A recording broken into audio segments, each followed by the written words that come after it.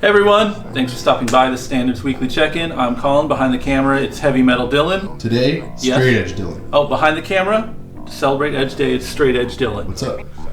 Today we're going to get into some staff picks, flip through some new arrivals and recently priced records. A lot of records actually today. So this might be a fun flip through for you. I'll use stuff too, I think, and addressing viewer questions at the end of the video. As always, see anything you like, hit the DMs on Instagram, give the shop a ring, or just cruise in. We're open 11 to 8, 7 days a week. Without further ado, Dylan, tell the folks what you're listening to. All right, like I said earlier, I'm Straight Edge Dylan today. Yes, Straight Edge Dylan. Respectfully.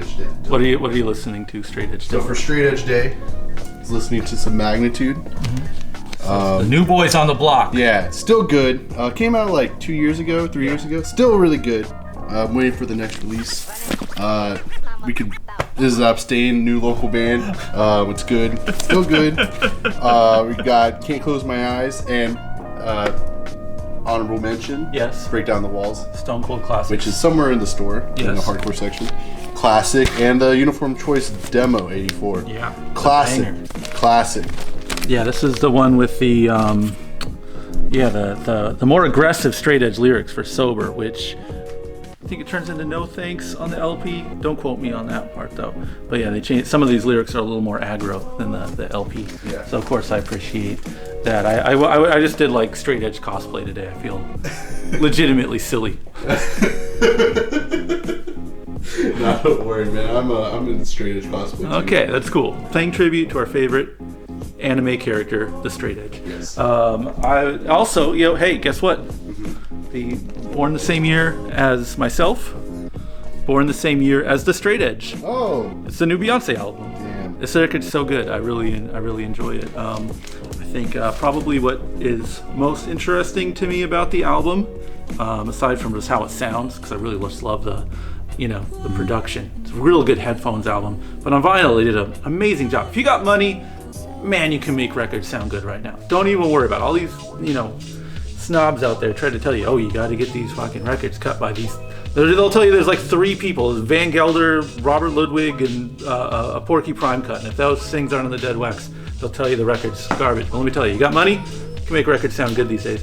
But I feel like this one, it's like she still cares about her music. You know what I mean? Mm-hmm. Like she's grown, she knows what good music is. If she was putting out something that,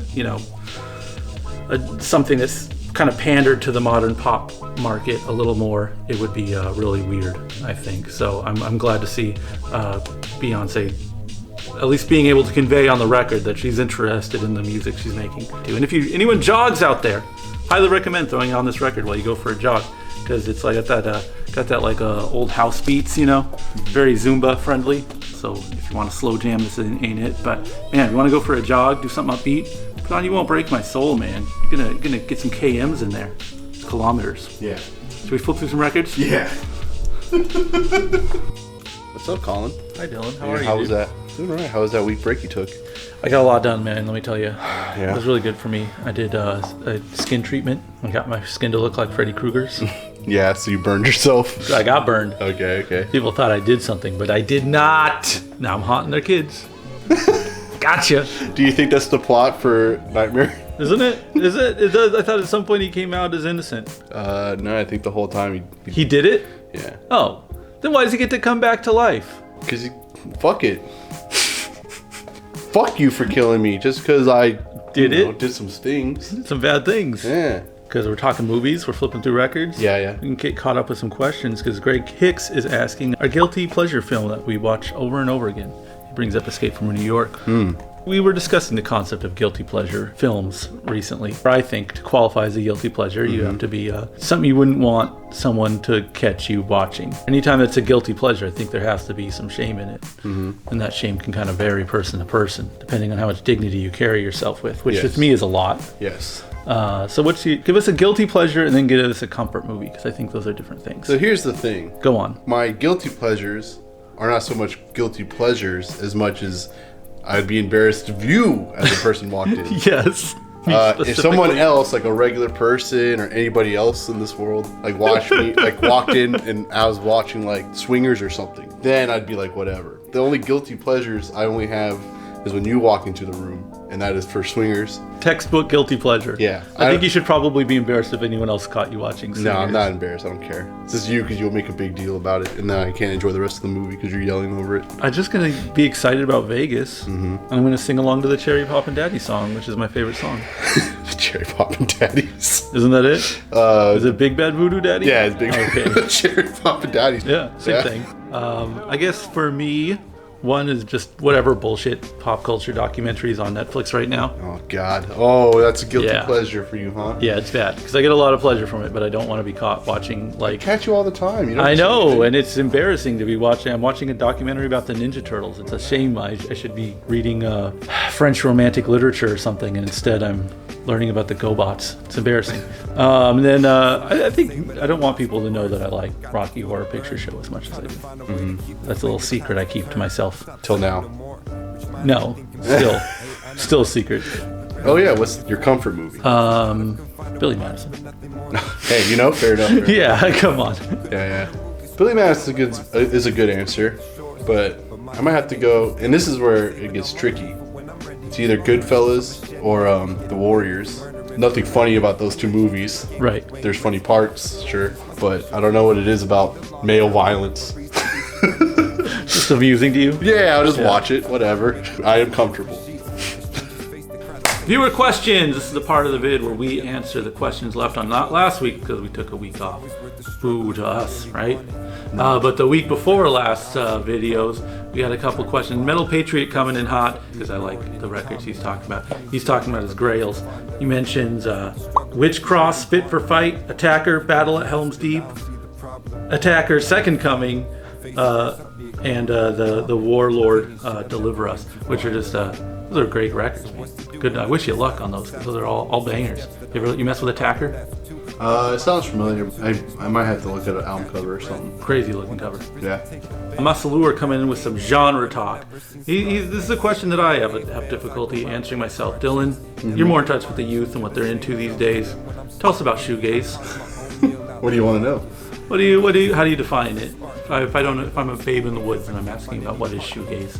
Honestly, I'm not the biggest shoegaze person either. Right.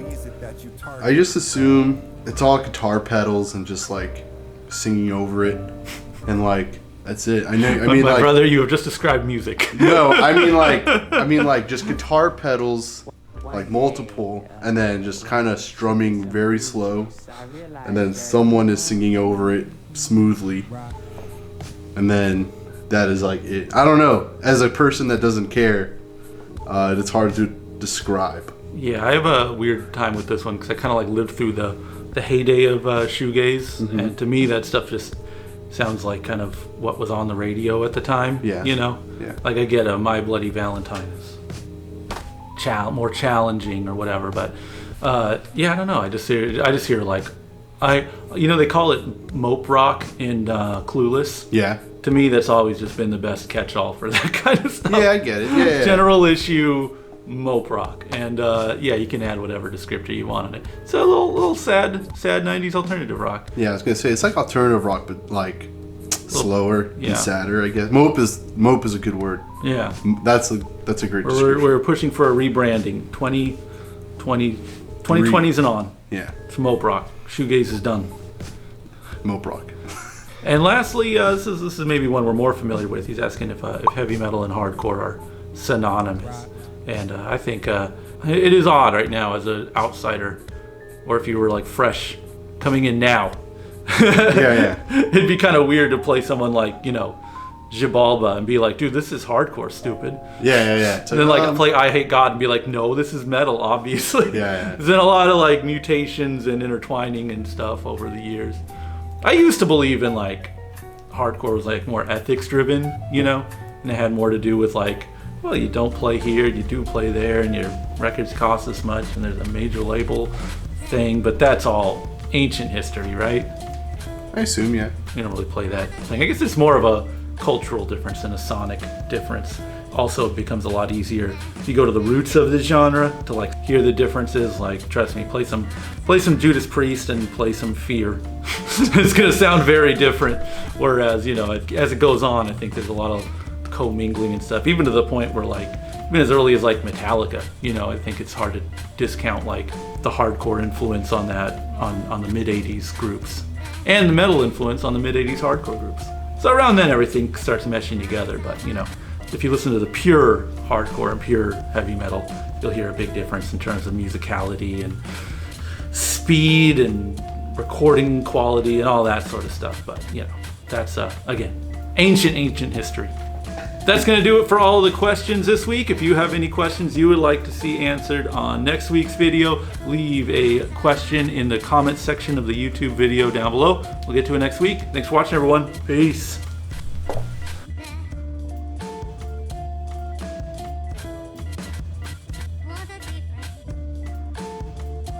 Legitimately silly.